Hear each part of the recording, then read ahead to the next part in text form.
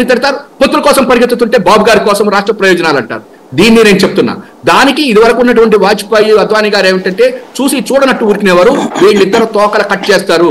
ఇప్పుడు చంద్రబాబు తోక కట్ చేయబట్టే ఆ రోజున జవదేకర్ లాంటి వాళ్ళు పరిగెత్తుకుంటూ బాబు దగ్గరికి వస్తే ఇవాళ బాబు పరిగెత్తుకుంటూ తన కేసుల కోసం వెళ్ళాడు.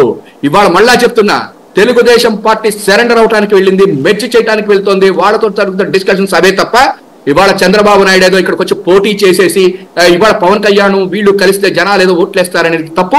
రాష్ట్ర ప్రయోజనాలని తొంగలో తొక్కారు 2014లో ఈ మూడు పార్టీలు. కాబట్టి వీళ్ళని నమ్మరు. వీళ్ళు ఇచ్చిన మేనిఫెస్టో అమలు జరపలేదు, ప్రజలకి తెలుసు. కాబట్టి వీళ్ళ ముగ్గురు కలిసి వచ్చినా విడిగా వచ్చినా ఎట్లా వచ్చినా వీరు చేసిన మోసం మేం చెప్పట్లేదు. కూడా మళ్ళీ కేంద్రం మోసం చేసింది అని చెప్తున్నటువంటి పచ్చపత్రికలు చదివినటువంటి ప్రజలకి వీళ్ళ ముగ్గురు ఏం చేశారో ఇంతకు ముందు తెలుసు.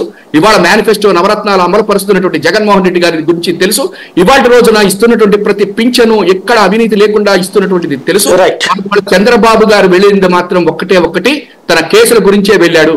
జగన్ గారి గురించి ఎప్పుడు కేసులు అనేటువంటి వాడు అదేదో అంటారే గురిగింద గింజ ఎందుకు చెప్పనని ఆయన కేసుల కోసం ఇవాళ వెళ్ళాడు. వాళ్ళ అబ్బాయి గారు కూడా అమిత్ షా గారిని కేసుల కోసమే కలిశాడు.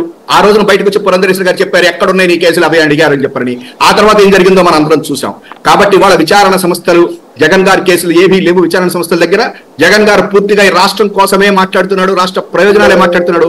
చంద్రబాబు తన కేసుల గురించి మాట్లాడుకుంటున్నాడు. తన పక్కన ఉన్నటువంటి కొంతమంది పెద్దల కేసులు ఎట్లా బయటపడేస్తారో అని చెప్పని డిస్కషన్స్ కోసమే మాత్రమే చంద్రబాబు ఇవాళ ఢిల్లీ వెళ్ళాడు.